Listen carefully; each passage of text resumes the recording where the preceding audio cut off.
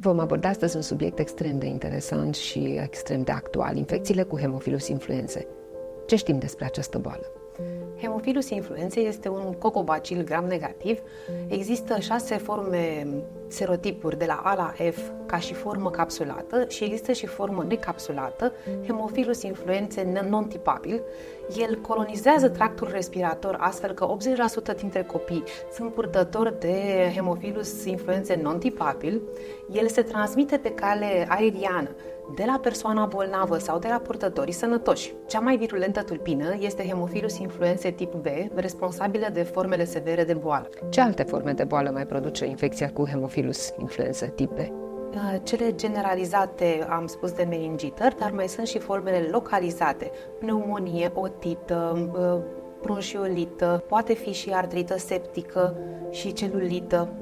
E important de reținut pentru că cu aceste forme de boală ne întâlnim în practica noastră foarte frecvent. Care ar fi particularitățile pe care le întâlnim la copilul foarte mic ale acestei infecții?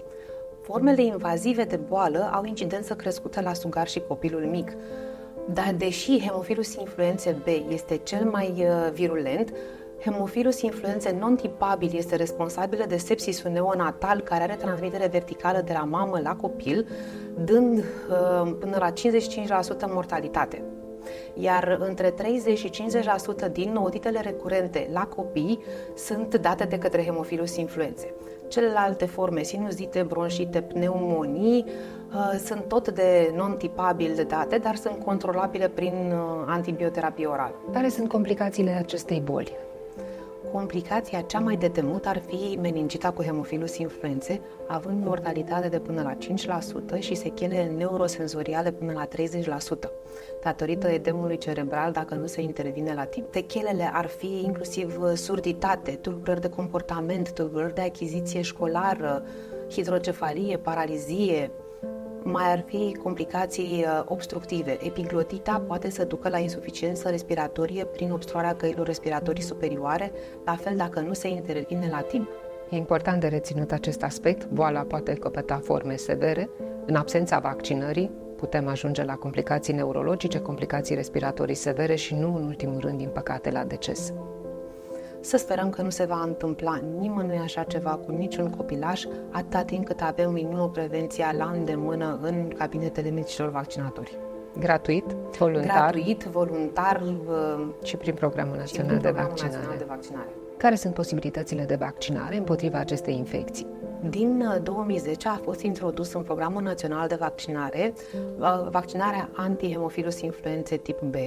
Se pot vaccina copiii la 2 luni, 4 luni, 11 luni și cei din România și inclusiv refugiați din Ucraina care doresc să se vaccineze.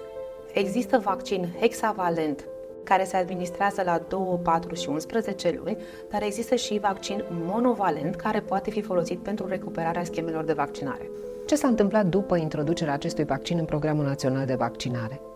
Un lucru foarte bun s-a întâmplat și anume a scăzut incidența bolilor invazive până la 99,8%. Este important pentru sănătatea populației să știm că aceste infecții se pot eradica în momentul în care ne vaccinăm corect, la grupa de vârstă de 2, 4 și 11 luni și, bineînțeles, se pot și recupera acești copii și ulterior acestei vârste pentru copiii care nu au apucat să facă această schemă. Situație valabilă inclusiv pentru cetățenii proveniți din Ucraina. Mulțumesc foarte frumos, Laura! Mulțumesc și eu!